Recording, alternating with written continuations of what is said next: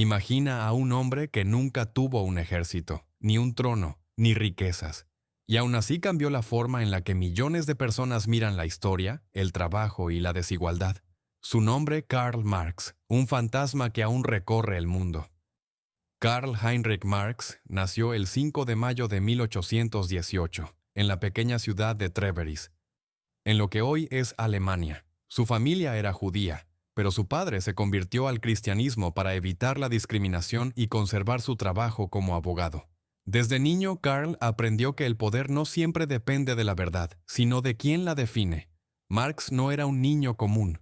Mientras otros jugaban, él devoraba libros de filosofía, poesía y derecho. Tenía un carácter volcánico, apasionado, terco, brillante y sin miedo a decir lo que pensaba. A los 17 años se matriculó en la Universidad de Bonn, primero para estudiar derecho, pero pronto descubrió que su verdadero amor era la filosofía. Se pasaba las noches discutiendo ideas con otros estudiantes rebeldes, leyendo a Hegel y soñando con transformar el mundo. Su padre, preocupado por su falta de disciplina y sus deudas, lo envió a Berlín para que sentara cabeza. Pero Berlín era aún peor para su rebeldía intelectual. Se unió a un círculo de jóvenes hegelianos radicales que cuestionaban la religión, la monarquía y el orden establecido. Marx se volvió un crítico feroz de la Iglesia y del Estado prusiano. A los 23 años obtuvo su doctorado en filosofía. Tenía todo para convertirse en profesor universitario, pero su reputación de agitador lo cerró todas las puertas académicas. No pudo enseñar, así que encontró otra arma, la pluma. Se convirtió en periodista. En la Gaceta Renana, Marx se dedicó a escribir artículos incendiarios contra la censura, la explotación de los campesinos y la hipocresía de los ricos. Sus textos molestaron tanto al gobierno que pronto cerraron el periódico, pero Karl ya había encontrado su misión, analizar la raíz de la desigualdad. En esa época conoció a la mujer que sería su compañera de vida y de lucha, Jenny von Westphalen, una noble prusiana, culta, apasionada y tan idealista como él.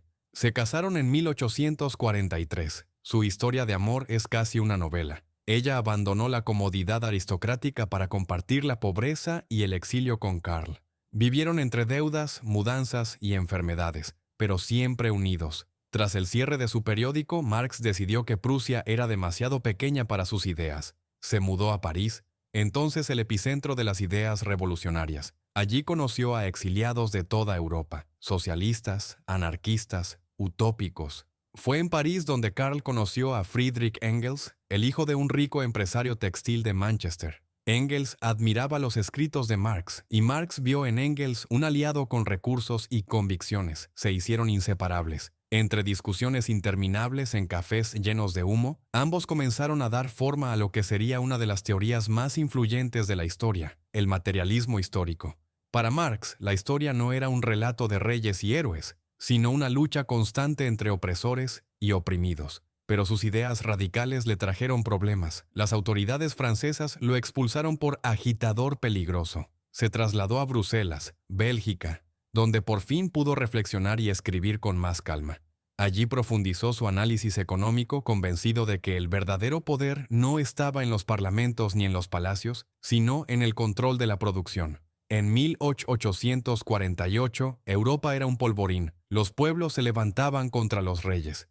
Marx y Engels aprovecharon el momento para publicar su manifiesto más famoso, el Manifiesto Comunista. Un panfleto de apenas unas páginas, pero con una frase que retumbó como un cañón. Un fantasma recorre Europa, el fantasma del comunismo. El manifiesto llamó a los trabajadores del mundo a unirse contra la burguesía. Para Marx, el capitalismo estaba condenado a devorarse a sí mismo, creando desigualdad y miseria hasta que los obreros se rebelaran y crearan una sociedad sin clases. Pero la revolución que soñó no llegó de inmediato. Las revueltas de 1848 fracasaron. Marx fue expulsado una vez más, esta vez de Alemania. Vagó por Europa con su familia, cada vez más pobre, cada vez más perseguido. Finalmente encontró refugio en Londres. Fue allí, en una casa húmeda y fría de Dean Street, donde Karl Marx escribiría la obra que definiría su legado para siempre, El Capital.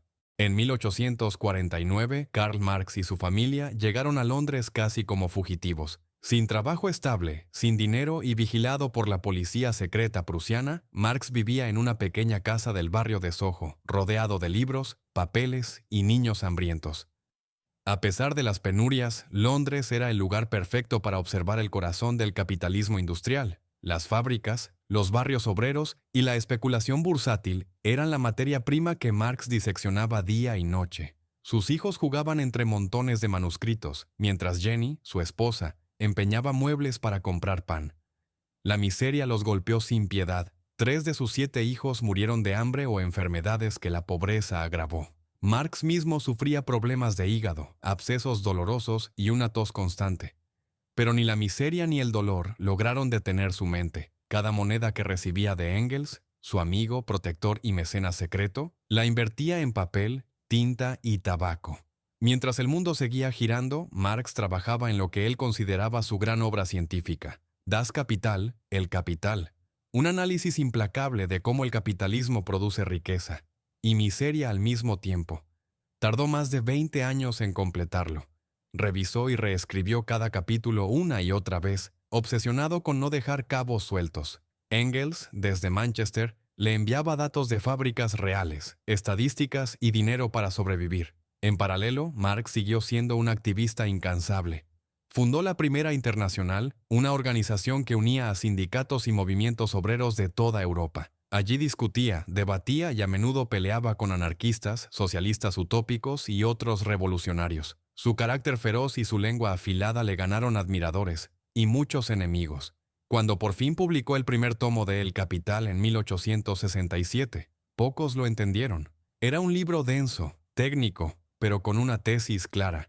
El sistema capitalista no puede sostenerse para siempre porque su motor, la explotación del trabajador, es su propia ruina. Marx no vivió para ver su idea convertirse en bandera de partidos, sindicatos y revoluciones. Sus últimos años fueron amargos. La salud de Jenny se quebró. La muerte siguió rondando su casa, y sus pulmones enfermos lo obligaron a pasar semanas postrado en cama. Su hija Eleanor, brillante como su padre, fue su cuidadora y continuó su legado como activista feminista y sindicalista. El 2 de diciembre de 1881, Jenny murió en sus brazos.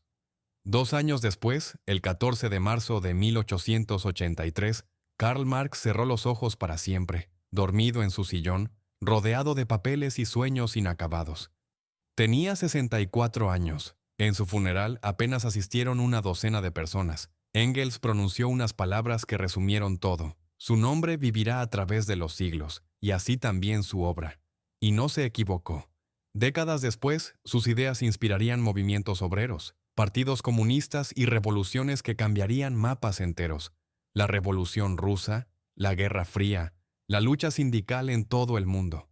Millones usarían su rostro como símbolo, a veces incluso traicionando su verdadero pensamiento. Hoy, más de 200 años después de su nacimiento, Karl Marx sigue siendo leído, debatido, criticado y defendido. Un hombre que vivió en la miseria para explicar la riqueza, que murió pobre pero cuya teoría aún sacude economías y gobiernos. Su historia nos recuerda algo incómodo. Una idea, aunque nazca en un cuarto húmedo, puede incendiar imperios enteros. Y tal vez esa sea la verdadera revolución, la de la mente humana cuando se atreve a imaginar otro mundo posible.